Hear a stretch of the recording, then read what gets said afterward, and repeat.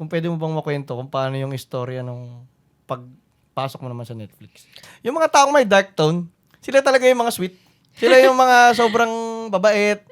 Manood kayong lahat ng Epic Podcast. Manood kayong lahat ng Epic Podcast. Ang mga susunod niyo pong mapapanood ay ang aking pakikipagtalakayan kasama si Alexandra Aguirre, isa pong voice actor at isang artist. Nag-alay siya ng kanyang boses sa ilang mga Netflix at Amazon Prime productions tulad ng Wednesday, Rings of Power at Korean drama hit na Crash Landing on You. Paalala lamang po, may iba't iba po tayong paniniwala, layunin, perspektibo at boses dito sa buhay natin sa mundo. May masasabi at masasabi po kaming mga mali at mga opinyong hindi kayo sumasang-ayon. Piliin po muna sana nating umintindi at umunawa bago humusga. Pawang 2 tao lamang po kami na nagkikwentuhan at sinusubukang matuto sa isa't isa. Bago po muna ang lahat, pakipindot po muna ang subscribe at like button bilang suporta. Mga minamahal na kapatid, ako po si Baste, and this is Epic.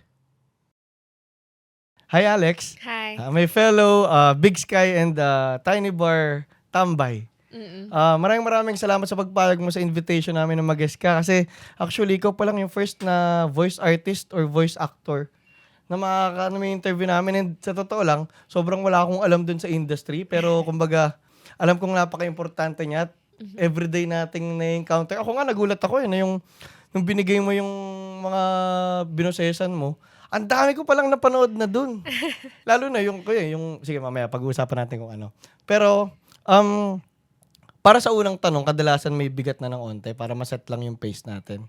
So, ang unang-unang kong tanong is, bilang voice actor or voice actress na nagdadub ng pelikula from English to Tagalog or from Filipino to English, para sa'yo, ano yung importansya na yung bawat bansa is na-expose tayo sa arts and films and productions ng iba't ibang bansa, na yun yung role nyo bilang bilang voice actor, is yun yung role nyo na maipahatid yung mga productions ng ibang bansa sa atin, di ba? Parang ganun. So, ano yung importansya nun? Ang tingin ko, ang pinaka-important part ng role ko as a voice talent, actor, or dubber, yun kasi ang mas madalas ko talaga na ginagawa, not really commercials, is we have a word for it also, yung tinatawag na adaptation, or we are adapting that particular, halimbawa, show or movie from a foreign country to our country here in the Philippines. Parang pinopromote natin yung mga pelikula nila, but adapting it to our style para maintindihan ng mga locals at yung mga Pinoy, magets nila yung message nung, alam mo yun? Oo. It's to translate the show or the film. Totoo. Tsaka parang dahil din na kunyari tayo mga Pinoy na expose tayo sa ibang productions nga ng ibang bansa. And at the same time, yun nga, yung masang Pilipino na hindi naman din talaga well-versed sa English, is lumalawak din yung perspective nila and appreciation nila sa various kind of art. Na parang dahil sa film, hindi tayo dahil pala sa trabaho nyo, hindi tayo limitado na yung mga local films lang o yung local caliber lang yung na napapanood natin. So, napaka-importante. Oo. So, punta na tayo sa dubbing career mo. Paano ba talaga nagsimula yung dubbing career mo? Well, personally, para sa akin, yung case ko kasi, yung nanay ko was already a voice actor back in the day, in the 80s pa. Anong pangalan niya? Her name was Ami Aguirre. Wow. And she was known to be the voice of Rosana Roses back in the day. Especially when she had to do her commercials and some films. Not just that, she was also a screenplay writer. She had also written for a couple of films. One of which was Nene. Through This Liit. Through This Liit? Yes. Yung dati? Yes. Oh, okay. Yung nanay ko yung siya yung screenwriter nun. There were 2 more. I forgot lang the names. But yeah, she was already in the film industry and the dubbing industry and the radio Ooh, drama. okay, Nagre-radio gets. drama rin siya. So, really, she was doing a lot of things. Kaya medyo matunog yung Exposed ka na, pangalan oo. niya noon. Um, pero nag-focus talaga siya sa pagdadub. Mm. So, lalo na sa mga kontrabidang roles, doon sa kanya napupunta yung mga ganun. So, kung alam niyo yung Rosalinda, Maria Mercedes, my mom was in those projects. Wait lang, linawin natin. So parang yung kunyari, yung binobosesan niya si Rosana Roses, is, kumbaga, in-English niya, parang ganun. No, itong mga shows na to, these are foreign shows. Mexican, I believe. And tinatranslate sila sa Tagalog. Lalo na noon, nung tinatagalize, 90s, usong-uso yung mga Mexican soap operas. And tinatagalog, yun yung mga Gets. favorite Ay, ng mga... Rosalinda nga pala. Okay, Oo, nga pala mga yun. favorite ng mga mom Mexican novela nga noon. pala yan. Oh. It was like a household name, di ba? It was always mentioned in the house. Kasi yun yung mga noontime shows noon. So, yeah, because of that, because of my mom, that's how easily I was able to get in the industry. But that's me. I can't say the same for my other colleagues na kaedad ko because they had different journeys going into the industry. They had to go through workshops. Okay. But all the same, they were discovered by people and people had faith in them, and with a combination of hard work, dedication, and exposure to the right people, and of course, them having potential, yun, that's how you get in. Pero matanong ko lang, ilang taong ka nung first kang nag-dub? At anong palabas yun? Ang pinakauna kong na-dub na project talaga na pinasa ko was something, was a show called Pangako Sa'yo. Pangako sa'yo? Yeah, ni Christine Hermosa and ni Jericho Rosales. Paano? And it was translated to English and it was sent to, I believe, Malaysia and other countries pa yata. And it became a hit. I believe sikat sila. Oo. Sikat yung names nila sa Actually, countries Pangako na yun. sa'yo ata ang unang telenovela na panood ko eh. Yeah. So I was just a support character. I believe her name was Mary Curie. Tatandaan ko pa. Kasi nga, it was my first project. And of course, yun lang yung tumatak. After that, I did one Colgate commercial. As a commercial Voice. model? No. Okay. Just still a voice actor. Talaga, okay. Sa boses pa rin. And that was pretty much it. After that, I focused on my studies. Pero di ba parang nabanggit mo dati, yung pinag-aralan mo rin ng college is com art, so medyo related din siya, di ba? Yes, but I didn't really graduate and pursue na my studies. Maybe because I had such an easy access to dubbing that I just went straight to the studio and started dubbing at age 17 onwards. 17. So kumbaga, after nung 11 years old, parang almost 6 years ka natigil din pala sa pagdadub. Matagal na tigil din yun. And then, wala akong director. Syempre, when I was a kid, it was more difficult kasi, acting was different.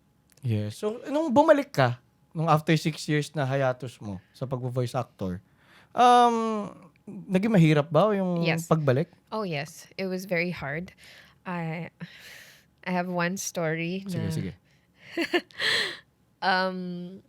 It traumatized me, but looking back, whenever I remember what happened, parang it just showed how much I've grown as an artist and how much I've evolved and how much more I needed to learn back in the day. And this was after I nag-move na ulit kami sa Manila, galing Olongapo, because that's why I took such a long break. My mom recommended me to this director and they had an audition. And mind you, I hadn't dubbed in years. So I had no training and I was just going to give it a try. This was a well-known director and they had a soap opera, Mexican soap opera na naman. Tapos to English, I believe. Hmm. And then I did an audition and I barely finished it because they had to cut me off and they insulted me and said, "You cannot act. Please get out." And then I did and I went home and I cried. And I will never forget that because now I can't even remember the names of all the characters I've dubbed. And I've gone through so much. I've learned so much since then. And I think I can positively say that I think I do know how to act. Yeah. Hindi, tsaka ang nakakabilib dun is hindi ka nagpatalo dun sa sinabi sa'yo. Yeah. Kasi ang daming taong pag nasabihan ng gano'n, panghihinaan ka ng loob eh. Yeah. Ang galing na parang na-conquer mo yung, syempre parang para sabihin sa'yo na, parang questionin mo talaga yung sarili mo kung para dito ba ako, no? So Yeah. ayun pala, yun ang next na tanong ko. Paano ka nagpatuloy after that? After that moment. Mm. That was a tough time. That was very tough. I was 17, broke as hell. And I really had to depend on myself. Like nobody else na that time. I really had to get a job, like no matter what. Job was more important than school, Yeah. sadly, based on my circumstance. Tapos, I was being pushed by my mom to go to this particular studio where my brother was working. And honestly, that studio is a quiet studio, pero nandun yung magagaling. And she just told me to observe. Observe, watch all these veterans. And I learned a lot. Just Yun from talaga watching. yun eh, no? Yung Just from exposure sa watching. magagaling eh. No? Just from watching. Kilala ko sila, katrabaho sila ng mom ko, katrabaho sila ng brother ko. See, it was so easy for me. Mm. But yeah, I also was very makulit. Kinulit ko rin yung studio na yun to get me. Like, I have what it takes. Just get me already. You need the talent. I'm young. I was full of life and I was just willing to take any Tsaka job konti at the lang time. kasi talaga eh, no?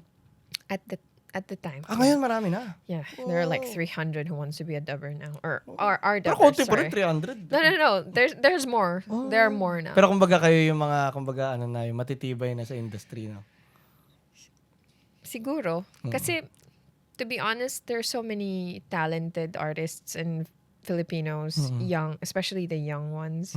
There's so much potential and there's so much energy and drive to be better. So, I wouldn't say na yung mga datihan lang yung mga nakakakuha ng projects or yung nagiging magaling. No, I would say even the Mga bago rin, the no? new ones are Tsaka kasi mas exposed sila sa ano ngayon eh. Kumbaga yung social media ngayon, ang laki na naitutulong sa bawat career eh. Kasi parang ang dali mo ng pag-aralan yung mga skills ngayon kasi mag-YouTube ka lang.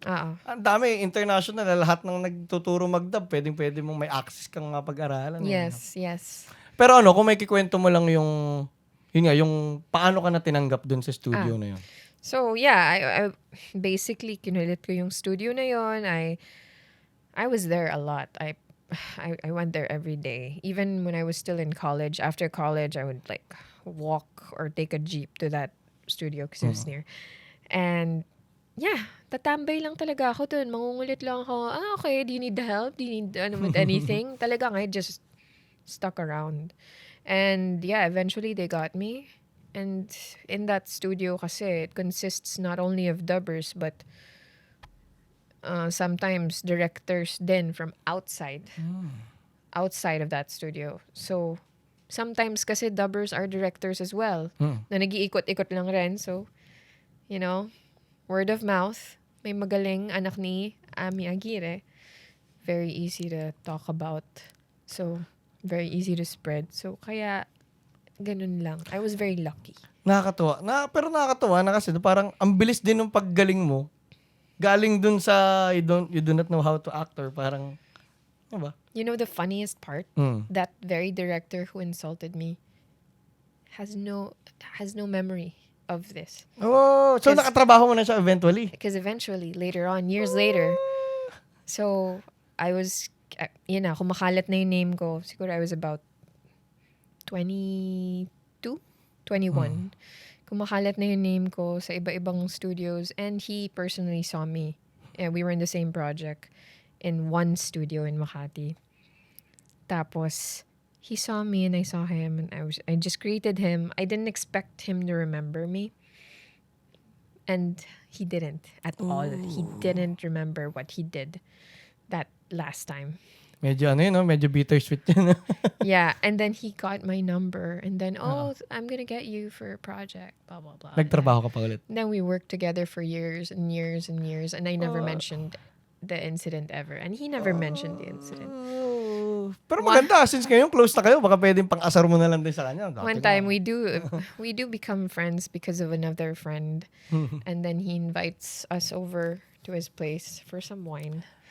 And then we started recalling about first meetings and I brought up that story. Nabanggit na. Okay. And he has no memory. I'm like, what?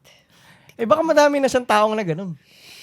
Baka yun talaga yung style niya, no? Pero ako, sa perspective ko rin, kung galing ka doon, siguro may partly rin na kaya ka rin gumaling is dahil doon sa challenge na ibinigay sa'yo ng insulto na yun, di ba? Parang kung hindi nga rin, yung sabi mo kanina na parang kung paano siya nakatulong sa growth mo, na parang kung hindi ka rin na-insulto ng ganun, baka hindi ka rin gumaling na katulad ng ganyan ngayon, di ba? Nakakatawa.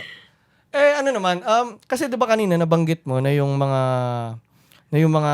kasabay mo ngayon sa industry is kinailangan nila mag-workshop, kinailangan nilang ganyan. Yeah. So ikaw, bilang na hindi ka dumaan dun sa mga proseso na yon, ano yung nakita mong difference sa'yo at saka sa kanila? O wala naman?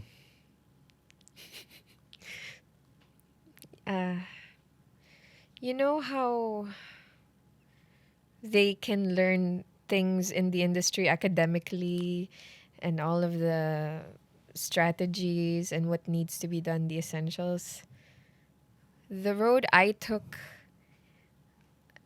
included maybe some of that, but it included a lot of street smartness that I'm not sure they're gonna get that kind of training, because the path that I took was a little bit odd and weird and it wasn't usual, but ganun yung paraan ng mga datihan. No, experience Yung talaga, naranasan no? ko.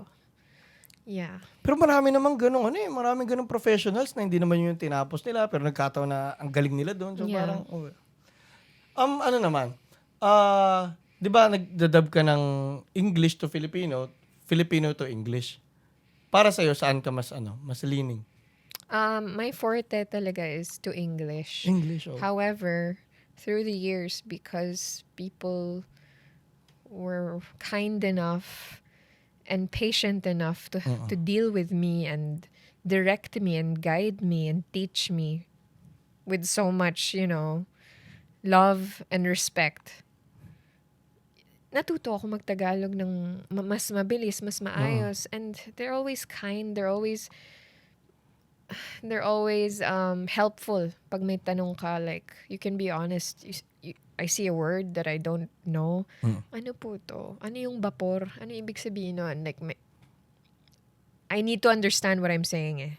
So yun, like, they're very nice about it. And I think kaya lang ako naging magaling sa Tagalog dubbing is because of them. Ayun, so kung mapunta tayo dun sa mga nagturo sa'yo, is sino yung mga may tuturing mo na mentors mo aside sa mama mo nung... Oh, there's so many of them. But I would say Jeff Utanes.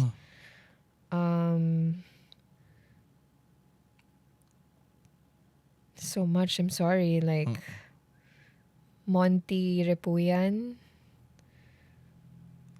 Yung pinaka nagbigay ng impact. Oh, Marvy Medina, Rudolph Baldonado, Bon Reyes. These people are some of the greats talaga in the industry. But I don't know where to begin. There's so many of them. Gwen Masilongan, Eric Galvez, Jojo Galvez, that entire family. Tita Lucy. These are just some. Dami talaga, ano? But these are the people that my mother had also worked with. Ang galing kasi kumbaga talaga parang sobrang mo sa sa pag-aaral na talagang sa lahat ng tao kumukuha ka. Kasi may mga taong selective lang yung taong sinusunod nila eh, di ba? Ano naman, pagka, paano ba ang proper training para sa isang voice actor?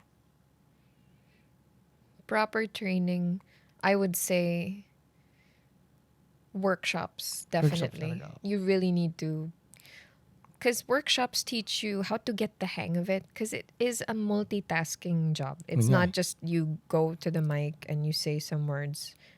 It's not as easy. May syncing kasi involved Yes, when it comes to oo. dubbing. It's not like voice over commercials lang na you just dictate something and it's done. And they do the syncing for you. With dubbing, you do the syncing Syncing, too. oo. You take part in it, the action, the hinga, the ubo, lahat. Yes. Kukunin mo lahat yun. Medyo mabusisi, madugo, pero masarap gawin. Alam mo yun? Sobrang Kasi saya. it's acting eh. Like, Oo. talagang, literally, hindi siya pwedeng nagsasalita ka lang. Kailangan may emotions yung ano mo, dapat nagcha-channel mo yung character sa boses mo. Hindi lang, hindi nagagawa ng normal na tao yun eh. Pero pag ano naman, kunyari, sa pag-aalaga ng boses, or pagpapaganda ng boses, may ganun ba? May technique ba para gumanda yung boses mo? Yes. But sadly, a lot of voice actors love vaping and smoking too. Sadly. Sino kaya? But there definitely is. A lot of people like honey. A lot of people, use tea. Kanya-kanya rin ang alaga.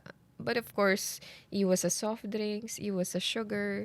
We try to avoid all that before recording. No sweets. You're only allowed to eat sweet after the recording. Yung ganun. Kasi nga, it affects your voice and masakit sa throat. Sa process ba ng pagdadub, like kunyari from pagbibigay sa inyo ng project, yung paano yung preparation, yung mismong pag-produce nung dubbing, and paano yung post-prod nyo, parang gano'n. I'm sorry. Paano yung process ng buo nung dubbing nyo, kumbaga? Ilang araw siyang nagagawa? Paano yung Okay. preparation mo sa bawat film or palabas? Gano'n. For us dubbers, lalo na yung the ones who have been doing this for so long na, wala kaming moment na we read the script beforehand. Okay. We just salpak ka doon, do your lines.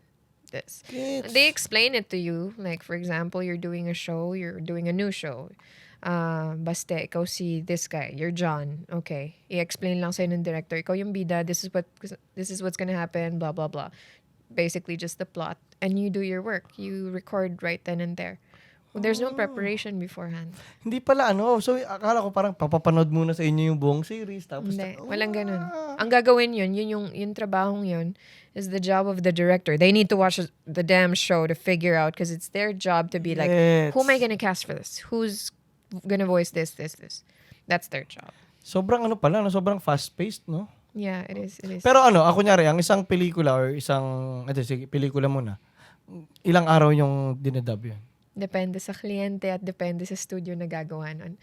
Some studios, like Rush, they love catering to clients. Yeah, we can do it in this time, So they rush things. But most of the time, the appropriate way is, siguro for a film, less than a month.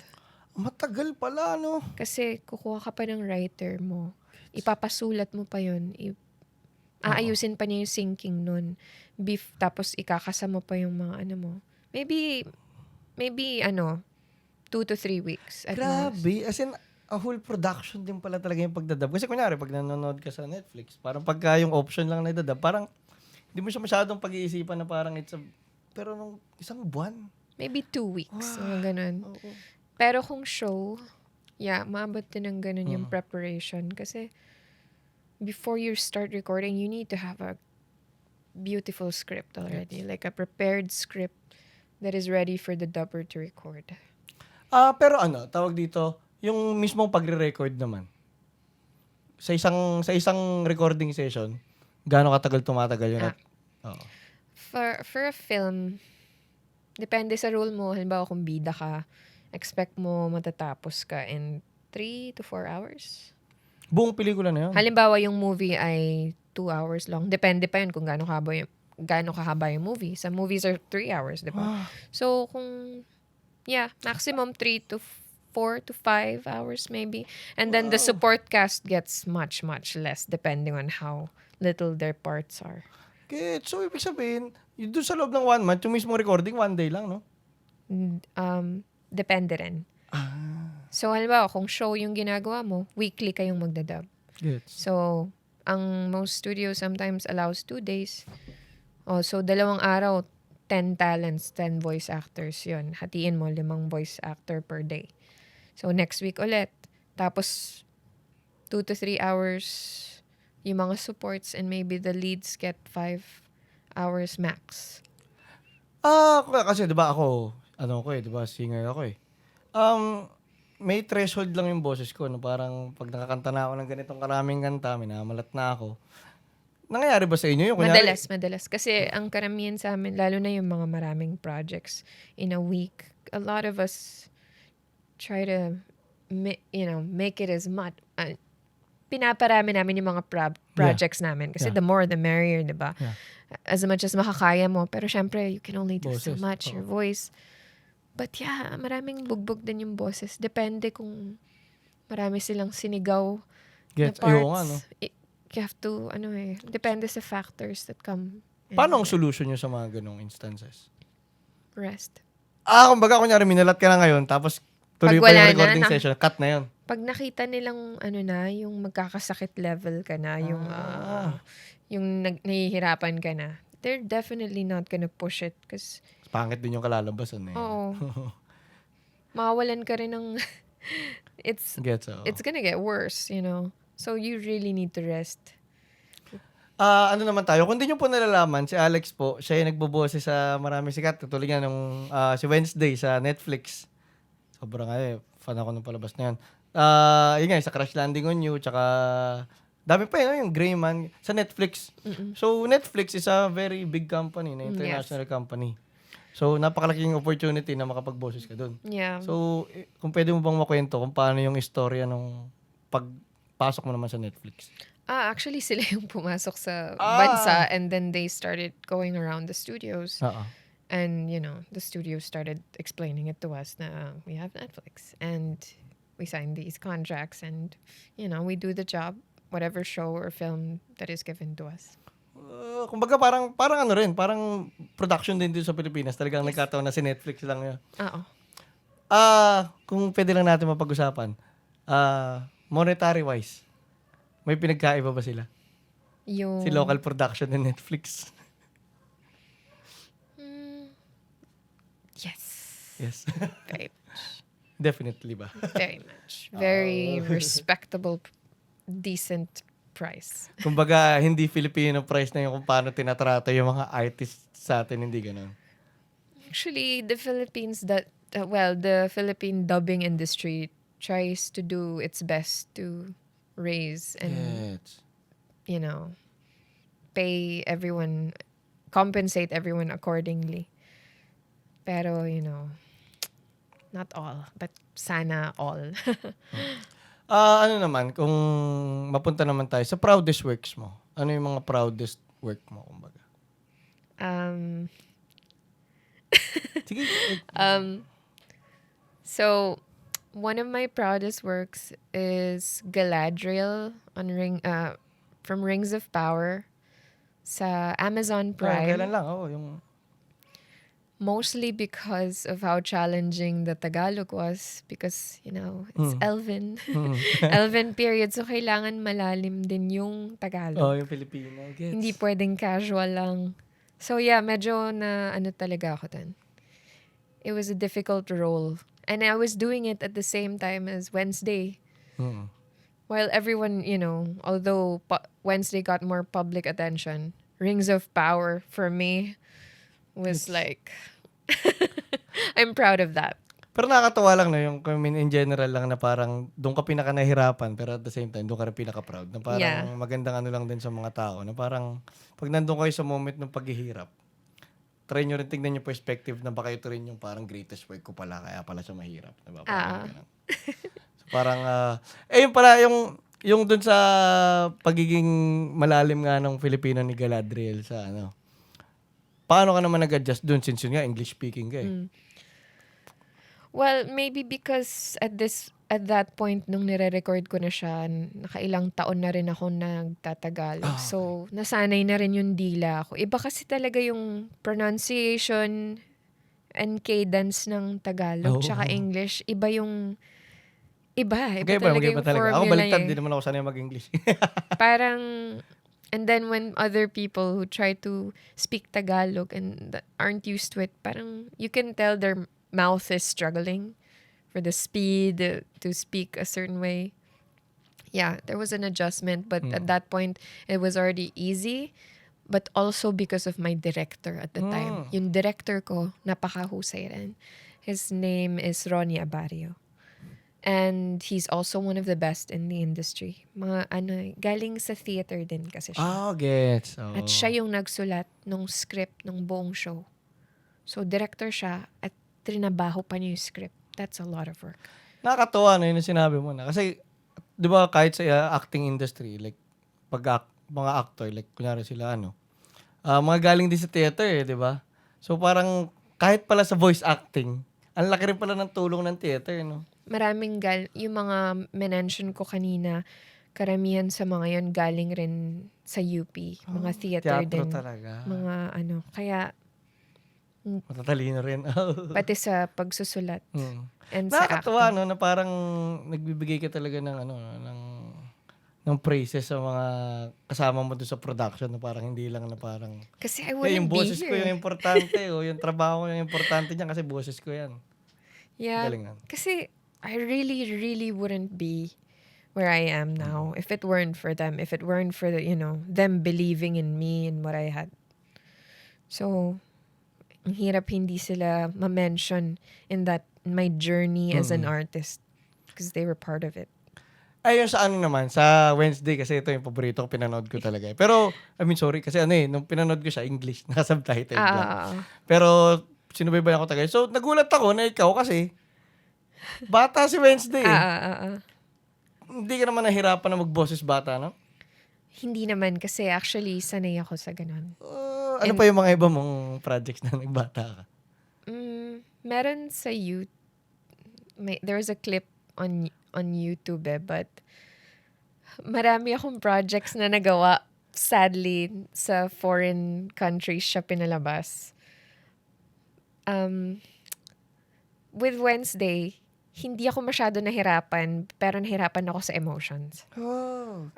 Kasi si Wednesday, parang ko na emotions, di ba? Doon ako nahirapan. Kasi nga sanay ako na very emotional characters ang binibigay sa akin. Kung hindi man sad, really mad characters or, basta hindi kulang sa emotion. So, to be Wednesday was a bit hard kasi parang kailangan nakapigil ka lagi. Lagi ka nagpipigil magsalita. Like, parang, hindi ka pwede sumigaw. Kasi she doesn't.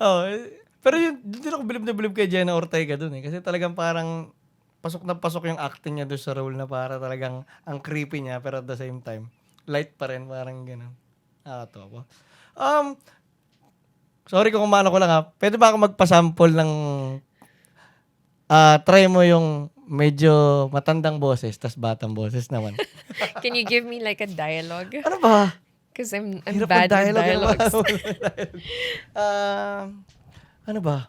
Ano ba magandang dialogue? Pwede naman natin ikata pagka yung ano ba magandang dialogue? Like Ano ba yung basic? Kuya pabili something like converse. Ayun na lang. Sige. Kumbaga magsalita. Invite mo na lang yung audiences na manood ng Epic Podcast. Bata, yung normal boses mo, tapos yung matanda. Maikli na linya lang. Manood kayong lahat ng Epic Podcast.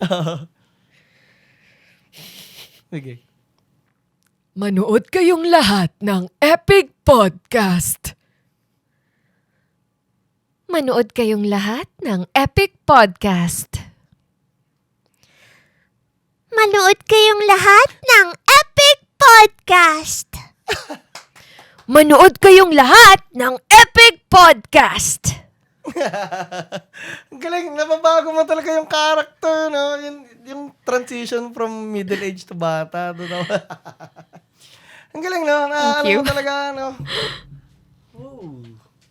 Amazing. Paano yan? Parang, kailangan mo ring buuin yung character na yun, no? Parang instantly nang lumabas sa'yo na, ganito, pag mag-boses bata ako, magaganito ko siya. Siguro because of yung mga frequently kong nagamit na characters from before. Kasi madalas talaga akong makast as batang lalaki. Oh, Oo, mas yun yung forte ko. Lalo na noon, when I was a bit younger. But batang lalaki? yeah, but still Bakit? now, If I may ask, comfortable. bakit? Ba't sila kukuha ng babae sa batang lalaki na role? Actually, it's quite common sa voice acting world. Even sa foreign, si Bart Simpson was dubbed by a female. Yeah, and there are many others. Parang ko lang Parang nalaro na si Goku sa parang boses babae siya sa Japan, di ba? Parang ganun. Yeah, maraming Japanese voice actors na female na dinadub ang little boy characters. Bakit? So, maybe because of the range, kasi we can sound youthful with a little bit of huskiness pa rin ng konti. Pero may technique to it. And I think I got the hang of the technique kasi nung bandang 21 ako, on 20 years old. Kasi may binigay na role sa akin na ang dami-dami. Ang kuda-kuda nung batang to. At hindi siya tumigil sa Kakadaldal. daldal. Yeah, per episode, like, walang ginawa yung bata kung hindi magsalita. Per episode, tapos yung kausap niya lang, oh really? But how? So, salita na naman ako. Like, I got so used to him talking. And I dubbed him for so long. I think that was like 50 episodes. Ooh. And it was, siguro 15 minutes or 20 Ano, minutes. in English mo? To English. Chinese Iba, ano to yan? English. Chinese to English. Nagaganon ka rin. Okay. Yeah, and siguro nasanay yung lalamunan ko. Wala na, nahasa siya. Nasanay ka na magbata. Yun, because Kasi of that. ako, natutuwa ako doon. Kasi lagi naman din ako nanonood mga dub dati. Pero never ako nakapansin sa batang lalaki na boses babae to. Galing. Madalas siyang mangyari. Kaya lalo na sa cartoons. Ayun pala, matanong ko. Nakapag-anime ka na ba? Or cartoons, ganun? Yes. Ano? Actually, yung pinakauna kong project talaga, yun yung anime. Hayate no Gotoku. Ano ba yun? On Animax noon. Animax, no? Tagal na nun. Nostalgia yun. Dun siya Ano pinapasa. pang ibang mga animated mo? Actually, yun yung Hayate no Gotoku as well eh. Puro Hayate. And then, sorry, hindi ko maalala yung iba. Ang dami kasi. Marami na rin. No, dami ko nung pinaggagawa na hindi ko na maalala. Because this was like over 10 years ago. Tagal mo na rin pala sa'yo.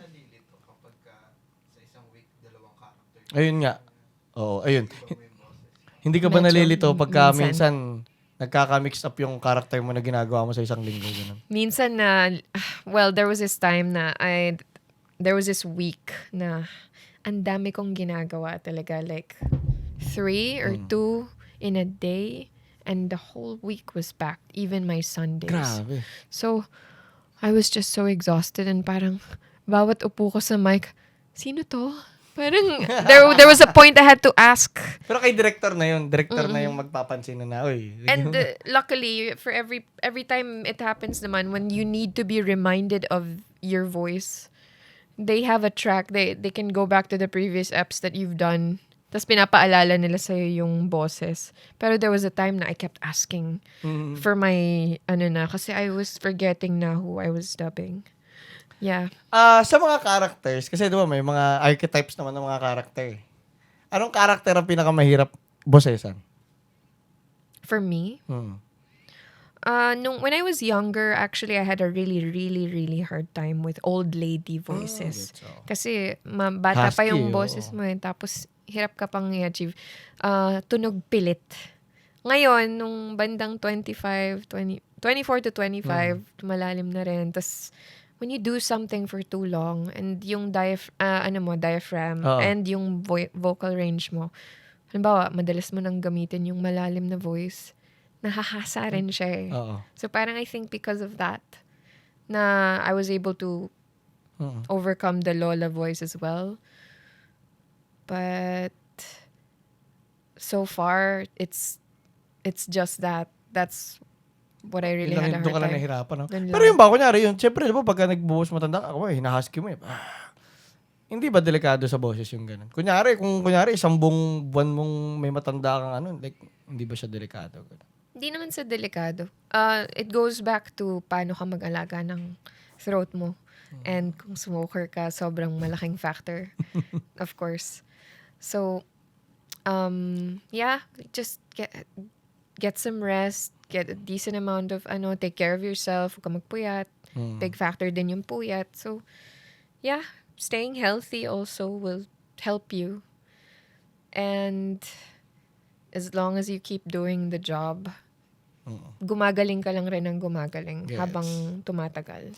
Ito, matanong ko lang, medyo out of pocket na tanong lang. Ikaw, pagka nanonood ka naman ng mga pelikula at mga series, pinapanood mo siya in subtitles or in dub? I don't know.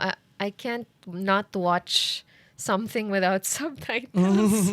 Sanay rin ako na may subtitles. Oo. Parang hindi ko na yata kayang wala. Oo. So, mas subtitle ka, like original audio or dub din, or na may subtitle? I like hearing both. I check. Parang I check both. Now. But Oo. being honest, back then, hindi ako ganun noon. Yung, kumbaga, yung sa original track ka? Yes. Oh. Kasi, ano nga rin naisip ko, like parang kunyari, yung mga ibang mga actors, kahit yung mga, parang pag sinasabi nila na kakashoot nila ng mga local films, never na sila nanonood ng local films. Parang, Yeah. lagi na, kumbaga, parang sawang-sawa na sila dun sa Yung exposure kasi exposure nila. dun sa gano'n na parang lagi mo naririnig, lagi mong ganyan. So, parang, gets. Ano tawag dito? Ano naman yung mga may ipapayo mo sa mga taong gusto makapasok sa industry at gumaling as voice actor? Ang mapapayo ko lang sa kanila is there's always room for improvement. And as long as, they're being trained by the right people, they'll go a long way. Especially if they have potential, they have drive, they have the heart to do it. Yeah, I don't see it as an impossible thing to achieve. Because actually now, a lot of young newbies have become magaling na rin. Gumagaling na rin sila. And that's because of their dedication. And it's so hard not to love the job. Totoo. Tsaka feeling ko palawak pa lang yung industry ngayon dahil kumbaga ngayon pala nagiging globalized talaga yung film and production industry na parang ngayon talaga kahit yung mga film ng Pilipino talagang nasa Netflix na, nasa mga iba't ibang streaming na dati, hindi naman ganoon. So parang feeling ko ang laki pa ng potential nung kumbaga nung industry. Kaya rin tuwa ako nung magigess ka namin kasi parang hindi pa ako nakita masyado ng podcast na ang guest voice actress. Parang nakakatuwa yun. Yun nga, yung nasabi mo kanina, yung about sa potential. Yun nga, kung ako, bata ako na parang nakikita kong parang okay na trabaho yan. Paano mo malalaman sa sarili mo na may potential ka sa pag-voice actor? Magaling ka mag-mimic. Magaling kang manggaya. And that's how I started. Ay, baka pwede ako dyan. Mahilig ako noon kung ano lang naririnig ko. Inuulit ko. It's like a jingle you hear, like a commercial. Tapos kinakanta mo lang ng paulit-ulit. Tapos nagiging kabisado mo na. Tapos next thing you know, kabisado mo na. Tapos gaya mo na siya. Parang ganun. I feel like may potential ka if you're very good at mimicking. If you're, if you know how to be impressionable, if you have empathy, I think that's a big deal. Kasi voice acting involves acting. Yeah.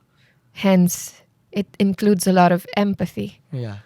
So, I think magiging mahusay kang voice actor kung ganun. Kung empath ka na. Kumbaga na ilalagay mo yung sarili mo sa paa ng iba. Yeah. Parang ganun. Kasi yun ang gagawin mo eh. Ang role mo as a voice actor is you have a mic in front of you, and you have your character in front of you and their script. So you're reading their script, you know what they want to say. You also know how they look while they're saying it. How, paano nila sinasabi, mahina ba boses nila, pabulong ba nilang sinabi, ganitong paraan ba, whatever.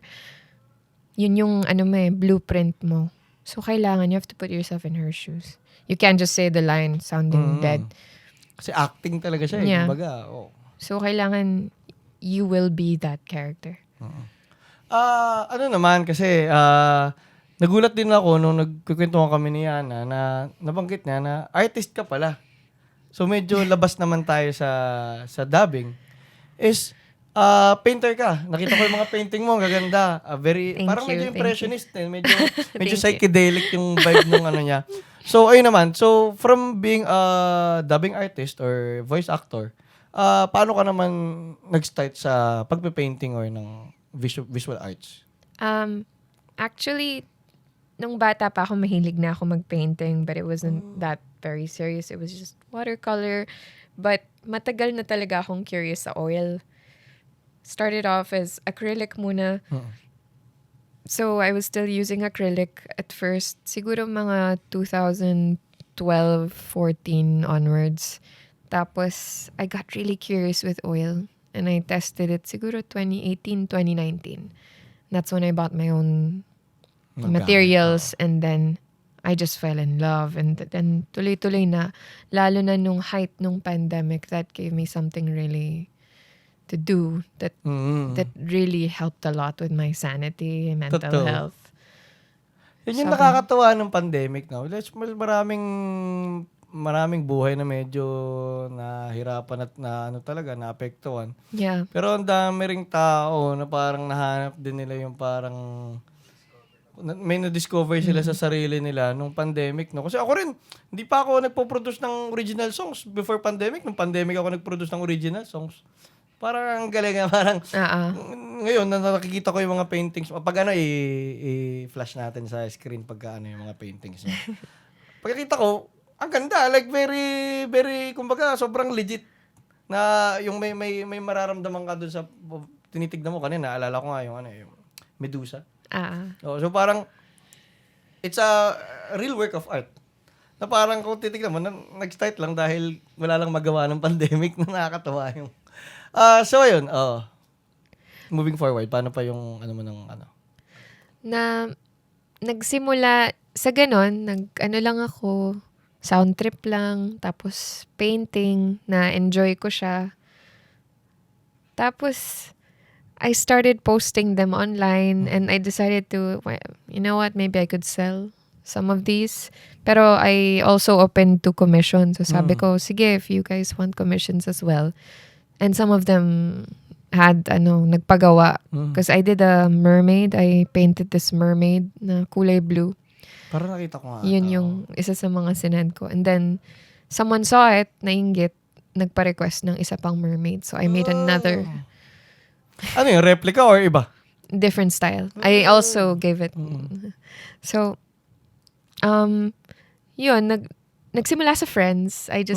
My first customers were friends. And now, a lot of them are in their homes. And that makes me happy. Ang saya na, no? Ang saya na yun. Para talagang genuine na. Hindi mo naman inalok, pero talagang kita mo yung appreciation nila. Talagang, Love ka nila. Nakita mo sa bahay nila na, ipapakita ko sa bahay ko to, di ba? Mismo yun, nakakatuwa yun. Ano naman, anong themes yung favorite mong pinipinta? Sometimes I like to go dark. Yun nga eh. Or really, really whimsical. Like, colorful. A lot of blue. Mahilig ako sa blue and green and red. Yun. Yun nga, mapag-usapan natin yung darkness. Kasi, medyo, and then, looking at you, you really have a very dark look. I'm not gonna say vibe. Kasi yun nga, na ang dark, yun, may mga tattoos ka, tapos, yun nga, yung, ng buhok mo and all, it has a very dark tone.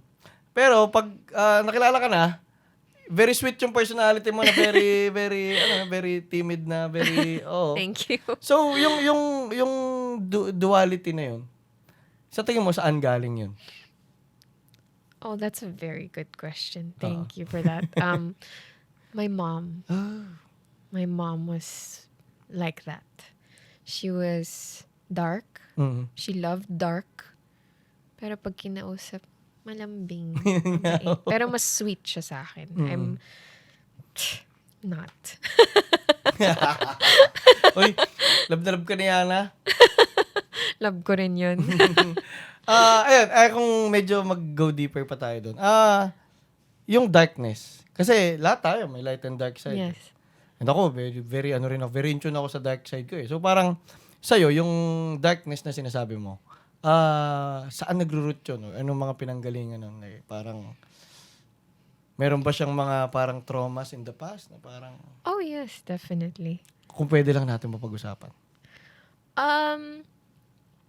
Going back to my mom, she was a very strong personality. She was unpredictable. She was an artist. She loved dark things and she loved horror. She was obsessed with horror and I am also obsessed with horror and dark things because of her. That's what we bonded over. And dad ko kasi normal guy lang. Oo. As in like regular Joe, ano lang. So, yeah, I think a lot of that and the pain that I went through when I was a kid, stuff that we were just, unlucky to face, but we go through it. Yeah. And maganda, yun nga, kung nabagit mo nga dun sa paintings mo na may dark tone, channel mo into something beautiful yung past traumas, di ba? And yun naman din talaga yung parang point ng alchemy or ng parang ikaw, yung shadow work na kumbaga na meron ka mga darkness sa katawan mo. And syempre, pangit naman kung ilalabas mo yun into evil things. So parang ilalabas mo siya into art, to beautiful things na parang pwede makapagbigay ng ibang emotion sa tao, parang gano'n. Yung side ng family ko, they're very in love with dark. Kaya ako rin minimension family ko a lot. Because I don't think I'll be this way if also not for them. Parang it's in the genes, I think. Tsaka makita kasi sa darkness parang unknown siya kaya nakaka-curious siya di ba? Parang ganun, maganda sa darkness. Pero napansin ko nga rin sa mga tao na naobserbahan ko, yung mga taong may dark tone, sila talaga yung mga sweet. Sila yung mga sobrang babait. Kahit kilala mo kunyari si Ocho Toleran ng Quezon. Parang rin siya, very punong-puno ng tato, tapos artistang lalaki na. Pero talaga pagka sa social media, parang sobrang kind guy niya, sobrang soft niya. Feeling ko rin kasi rin yun parang dahil nga parang kung naturally soft ka, o naturally kind ka, o naturally nice ka, para bang para siguro may frustration ka rin dun sa part na ba't ba ganito ka soft? So parang medyo interested ka rin sa dark things. So kung minsan tayo mga soft people, parang nakakapag-project tayo ng darkness kasi para bang yun yung parang unknown sa atin. So yun yung parang cool sa atin. Nakakatuwa lang. Kung maano naman natin na meron ka bang mga dark whys? Why? Yung mga ginagawa mo ngayon na parang kaya mo siya ginagawa dahil sa mga dati mong pinagdaanan or dark may mga ganun ka ba? Like ko tinatanong yan yung dark whys. Na parang opposite ng inspiration. Like a toxic trait you got? Hindi toxic trait. Parang kunyari ako, kung ilalagay ko ng example na kaya ako nagpa-podcast siguro and kaya ako nag-music, partly lang naman yun. Hindi naman yun yung main reason. Pero partly kasi binuli ako dati. So parang nung binubuli ako, parang yun yung ichina-channel ko na parang, sige, makikita nyo na hindi ako ganito lang. Parang ganun. Yeah. So parang may mga ganun ka bang experiences? Kasi sa artist, madalas yan eh. Siguro yung tattoo ko, yung this. Baphomet? It's a ram. It was my first tattoo. Grabe! So this is my first tattoo and it was the biggest. It's the biggest one I have. And it took 4 hours. And I was 19 or something. Wow, grabe 19 tapos ginakalaking tattoo, no? And I was ganito lang, mas mahiyain pa ako nun, pero galit na ako. May galit na. There was something na, and it was Act of happening rebellion na. siya na parang, And that was my first act of rebellion. It was Yeah. like, tanginan yung lahat. Akala nyo quiet girl. No. There's more. I'm just quiet for a reason. Yeah. Parang ganun. But it was like my roar, that first tattoo. And it became a trademark. It became like, si Alex Aguirre, yung may tattoo sa it became who I am. Unintentionally, at some point, I regretted the tattoo maybe 2 years later. But I was just like, but that immediately stopped when I started hearing how people talked about it. ooh. Parang, angas, like, sobrang, they loved it. It was loved and it was just adored. So, I started loving it again because of how people loved it. Nakakatawa kasi parang siya na kumbaga, ayun nga, yung parang technically act of rebellion siya, pero technically it's really showing, kasi kung nandun na siya talaga sa'yo, parang it's your way to show, this is also me. Parang, Yeah. this is a part of me na hindi kayo sanay na, Yeah. na parang yun siya yung, yun nga, siya yung yung dark side of the moon mo, parang gano'n. Yeah.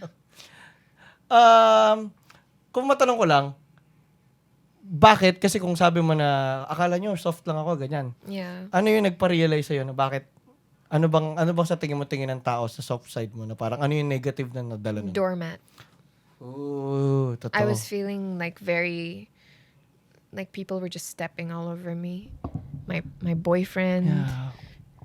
people I talked to casually. It was just, it's subtle, disrespectful. It's just, they maybe it's unintentional, but it was felt na okay, they only knew this part of me. They probably have no idea who I am. They've known me for years, but still don't know, have no intention of knowing. Well, this is who I am. And it was like a scream. It was like a little roar. Ayan, nakakatawa. Kasi nga parang, hindi nangyayari sinabi ko na parang, kasi nga pagka nice ka or kind ka, parang minsan nakikita ng tao na weakness. So parang na-realize ko nga rin nung nag-long hair na ako at saka nung nag-tattoo na rin ako. Parang siya rin nga yung act of rebellion ko na, yun nga, yung parang feeling ko nga dati binubuli ako, so parang feeling ko baba ng tingin ng tao sa akin. Na parang, yun nga, feeling ko parang dahil kind ako, dahil nice ako, parang feeling nila mauto nila ako madalas. Yeah. Parang nung nagkaroon na ako ng tattoo at long hair, parang nagkaroon na ako ng intimidating vibe. Yeah. Yeah. Diba? So parang siyang may instant. Pero nakakaano rin yun sa sa society na parang technically yung bad boy, bad girl vibe. Na parang bakit kaya mas nire-respeto, mas parang may attraction ng mga tao sa bad vibes. Diba? Ba't kaya? Yeah. Sa tingin mo? I think it's because, my opinion lang, maybe because they can see, this person has some flaws that society sees as flaws because Yeah. they're not wearing this beige color or something. Parang they're not following the norm. Yeah. Parang, okay, may something dyan, may toyo yan, may whatever yan. Pero, one thing is for sure, may pinagdadaanan yan, hinuhusgahan siya. That's the number one, because people who dress like that, people who look like that, are often alienated, Yeah. Alienated. Sila. outcasted. So therefore, mas marunong pa yan umintindi Gets. ng Oh. pain than the regular person I see. Saka yun nga, yung parang siguro na parang may sariling isip yan kasi kahit despite na dinijudge ng society yan, ginawa niya pa rin. Kahit pa black sheep yan. Hindi mo basta-basta mapapaikot yan. Totoo, yun nga. Ngayon ko nga lang na-realize, nung mula nung nag-long hair ako tsaka nag-tattoo ako, parang dun ko nga naramdaman din yung para bang, yung ibang trato na ng tao. Totoo yun. Kung mapunta naman tayo sa inspiration naman. Kung naano natin yung Dark Why, ano naman yung inspiration mo? Kung bakit ka nagpipaint, kung bakit ka naman pinagpapatuloy mo yung voice acting mo? I think it's because parang I think we all have blueprints and things we want to use to express ourselves, but make it our legacy at the same time. Maybe we don't want to be forgotten. Maybe it's our little way of being remembered. Yeah. So if I die, I still have paintings in my friends' homes. And it's gonna be there for years. I don't know. Nakakatawa. Parang it's your way, since wala namang taka sa death, yeah. na parang it's your way to immortalize yourself or parang to leave something behind din. Yeah. But not because I want to feel important. It's Hindi because naman narcissistic vibe. It's just like, syempre lahat tayo may takot sa pagkamatay. So parang ano lang ba yung way mo para parang manatili kang nandyan sa mundo. and yeah. And I think a painting is a good way to show what kind of person you were, because it showed what kind of brain you had and what kind of mind you had to produce that color, that face, that figure, or whatever you just painted. Parang wala, parang importante yatang i-express mo sarili mo in whatever way that makes you happy. Mapa-music, mapasulat ka pa, or Tsaka kasi yun nga, kasi kumbaga, kahit sa'yo, expression lang yun. Pero may epekto sa ibang tao. Kasi na sabi mo nga, yung mga friends mo na bumili nung painting mo, panigurado hindi na bibili niya kung walang epekto sa kanila yun. Parang wala silang nakukuhang emotions dun sa pag tinitignan nila yung painting. Yeah. So parang, yun nga, napaka-importante rin nga na ginagamit mo yung work mo para makapag-epekto ng iba. Kasi yun yung lasting din di ba? Parang yung emotions naman na nakukuha nila doon sa painting, yun yung mas importante kaysa doon na nandun lang yung painting. Matanong ko lang, bilang painter, pagka nagpa-paint ka ba, like, na-visualize mo ba yung painting mo? well, like I like to plan how I want it, at least. Not it doesn't have to be super perfect like in my head, but ideally, sana. Kasi yun din, hindi pala lahat ng tao may nakikita sila sa imagination nila. Akala ko dati parang normal lang na pag may binivisualize ka, like legit mo nakikita yon. Hindi pala lahat ng tao ganun. Marami palang tao na parang words lang yung naiisip nila pagka iniisip nila yun. Ano naman? Ano yung proudest painting mo naman? My proudest painting, I think there was this dancing lady, red, na naka-red. I had sent it also. Hindi ko siya binenta. It was a gift. It was a gift for a friend. Sadly, I had a falling out with that person. But I'm very proud of that painting kasi I had a lot of emotions and dedication, and I was very inspired that time. It's a very inspired work, no? Kung matanong ko lang, gaano mo siya katagal ginawa yung painting na yun? Maybe 2 weeks. Siya ba yung pinakamatagal mong ginawa o hindi rin? No. I didn't procrastinate on that as much as the other ones. Pero it was fun eh. Yun yung minsan yung mga magagandang work mo, yung kung ano pa hindi mo masyadong pinag-isipan, yung hindi mo masyadong... Hindi ko siya masyado pinag-isipan. It was more like walang plans. Flow state, kumbaga. Oo. So yun pala, kung matanong ko lang, how do you get yourself into the state of painting? Medyo mahirap because I'm very perfectionist. So if I don't like an idea or I'd find it's not that great, I won't, parang hindi ko siya gagawin. I won't even work on it. Kailangan, I'm really confident with what I want to do. So ano ba, sa frequency mo ng pagpe-paint, paano ba siya? Meron ka bang parang every week, dapat meron ako isa? Or parang pag meron lang akong exhibit, dun lang ako magpe-paint? Yeah. Ganun ako. Mas ganun lang ako. More project. Para siyang kasi nga may dalawang painter, merong mga sobrang prolific na kailangan lagi ako nagpe-painting araw-araw ganyan. Meron naman mga Leonardo da Vinci style na parang kailangan maging perfecto na. Ilan lang ata yung kay Leonardo da Vinci, less than 20 lang ata yung nagawa niya his whole life eh. Kasi sobrang perfectionist niya na pag hindi sobrang ganda nito, hindi ko nagagawin to. Parang kasi parang lousy, parang not good enough. But if you think of the really perfect image, yeah. Pero mga ilang paintings na ba nagawa mo? Not that much either. Again, konti lang yung naggawa ko rin nung pandemic. It only started in the pandemic. And to be honest, since when when COVID was kind of going away na, Oo. Nabawasan din yung oras. yung recording ko dumami na. So, my time to paint just started going away too. Tawag dito. Sa mga sa paintings naman. Sino naman yung mga painters na nilook up to mo, yung mga heroes mo ganun? My number one favorite is Hieronymus Bosch. Hindi ako aware sa kanya. Oh. He is an old-time painter back in the day pa, parang I believe 1900s or something. But he's a classical painter na he had this painting called the Garden of Earthly Delights. And he likes to paint the apocalypse. And, Kaya parang ang dark nga nung yeah. parang siyang opposite ng ng Eden. Yeah. And if you look up his work, he's really, really strange. Yes. His works are strange and dark. I-flash din natin dito yung work niya. Ano ulit na niya? Hieronymus Bosch. Hieronymus Bosch. Ito pala. Sinetch na ni Jimbo. Oh! Ay, sa kanya nga to. Nakikita ko to.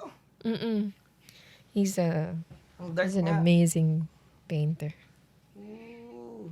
Ano ba tawag dito? Ano bang classical pero anong... No, there's something else. Hindi naman... Surrealism. Surrealism. Yeah, Surrealism. Yeah. Gets nga, no? Dark talaga ang, mo, no? Ang trip mo, no? Yes. So ito naman. Kanina, tanong ko sa voice actor. Sa painting naman. Kasi, di ba, kumbaga, hindi ka naman nag-fine arts, di ba? Hindi ka naman No, not at So all. ano naman payo mo sa mga artist na nangangarap para makapagsimula, makapagbenta at makilala yung pangalan nila sa pagpe-paint? Just keep drawing, just keep painting. Don't let criticism slow you down. Just keep doing it. Do it in your own time. Do it when you're happy. Do it when you're sad. Do it when you're mad. It's fun. It's fun to draw. It's fun to paint. And you can pause, but don't stop. Talagang Nike, just do it, no? Yes, just do it. Yun din, yung sinabi mo kanina na wag matakot sa criticism, no? Kasi feeling ko talaga, ang daming taong hindi nila ginagawa yung gusto nilang gawin sa takot nila makriticize. Yeah. So parang talagang yung napaka-importante na matuto ng tao na wag matakot sa criticism sa isipin ng iba kasi parang sobrang in-hold back mo yung sarili mo tuwing natatakot ka sa isipin ng iba. Yeah. Totoo. Pero sa technical aspect naman ng pagpe-painting, paano naman gumaling? Wala, talagang gawin. I think you really have to discipline, and I think you should take classes if you need it, or if you have the time, teach yourself. It's so accessible to learn things now. May YouTube. Alam mo yun, dami mong matututunan na. I still watch YouTube like videos of if I want to learn something. Because I'm not a student. I never learned it professionally. I would love to, but I don't have the time anymore. But yeah, I think there's always room for improvement in any craft naman. Matanong ko lang, sa mga tattoo mo, nag-design ka na ng tattoo mo, hindi pa? Hindi pa. Hindi ko pa nasusubukan. Hindi ka interested gawin. A little bit, medyo. Parang dati ang mga kalala ko, pag yung mga painter na nagpapatato, parang minsan nagde-design din sila talaga ng tattoo nila. Sige, patapos na rin naman tayo. Maraming salamat sa kwentuhan na to. Ang ganda, dami kong insight na nakuha. Matanong ko lang, kung meron kang 3 rules to live a good life, ano yun?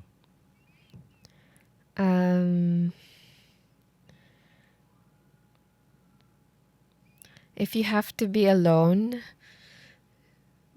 so be it, rather than being in bad company. Let your freak flag fly. Magpakatotoo ka Be talaga. weird. Stay weird. Don't water yourself down. And whatever it is, whatever goal and dream you have, just don't let anyone hold you back. Totoo yan, totoo yan. Kumbaga, wag mong i-let go yung inner child mo na dream mo, no? Napakalaking bagay. No? Kasi, yun nga yung nakita ko na parang, pinaka-importante lang, hindi yung talino, hindi yung natural talent, hindi yung yung kumbaga yung lang, hindi ka sumusuko sa gusto mong gawin. Parang talo nun lahat ng natural talent, ng genetics, ng intelligence na para talagang yung determination mo, na hindi ka lang sumusuko dun sa pangarap mo, feeling ko yun napaka-importante. Last naman, kanina nasabi mo na parang may maiwan, kaya ka nagpe-painting, kaya ka nagvo-voice acting. So, ayun nga, kung darating na hundreds of years, sa paanong paraan mo gustong maalala ng mga tao? Or kung gusto mo bang maalala, pwede rin hindi. Like hundreds? I mean, in the far future, paano mo gusto mo maalala? Pagka wala ka na. By loved ones and people who knew me? A good memory or a good funny joke that Funny I joke. told, or something nonsense that I did that makes them Hindi yung smile. painting, hindi yung Makes them smile. Maybe my painting, if they have one of my paintings, or if they were able to get. Yeah, I would love to be remembered using the stuff that I've done. Yeah. But hopefully, they remember me for good memories. Just being the normal you, no? Parang gano'n. Just for my realness, for Yeah. moments when I was genuine to them. Ganda. Ano naman? Ano pa yung mga further goals mo naman? Further At goals. the moment. Oh, at the moment. Right now, I would love to be a better voice actor. I mean, Yeah. I would love to be even better at it. Yeah. Despite me already being established, I still have so much improvement. Hindi To naman do. natatapos yun eh. Yes. And to be a better director as well, dubbing director. Kasi sometimes I have also, Nagdidirect ka na rin. pero Oh. not as frequently, but I have already directed 6 projects. Ay, di, kung may singit ko lang bago natin i-conclude kasi na-curious lang ako bigla doon sa sinabi mo. Ano yung difference ng pagiging director at sa pagiging actor? Oh my God, it's so different. Yeah. Because directing includes a lot of responsibilities you need to manage. And I had to manage a team of writers and dubbers. And because I already know a lot of people, I knew who to get. And it was easy for me to, contact people. And it's a big responsibility kasi pati TF nila hawak ko eh. Oh. Pati yung ganong aspect. Ako pa magko-compute, okay, this person gets this. Mas siya, mas leadership talaga ang kailangan naman Yeah. sa gano'n. Sige, ano naman tayo? Tapos na rin tayo. Ano naman yung mga gusto mong i-plug na mga projects and all mo sa mga makakapanood na ito? May kakalabas lang ako ng mga Netflix projects recently. I believe I have sent it to Sige, Yana. sige. Kung pwede mo lang isa-isahin. Yung recent kasi dalawa. So, one of them is GT Max on Netflix. Ako yung lead na girl. But you have to switch the audio to Filipino. Syempre. Yung pala dapat nyo i-switch sa Filipino. Switch audio to Filipino on Netflix. And another one is Carry On Netflix as well. Pareho Carry silang On. action. Sinabi, parang kita ko yun. Yes. Oo. Yun pala, pero check nyo rin syempre yung Wednesday at saka yung Crash Landing on You at saka yung ano ba yun yung isa? Rings of Power. Rings of Power kasi yung mga classic naman yun, kumbaga hindi na mawawala yun dyan eh. So panoorin nyo pa rin. Okay. Alex, maraming salamat sa opportunity. Ang ganda ng kwentuhan, nakakatawa. Thank Sobrang you. maraming salamat. Salamat din.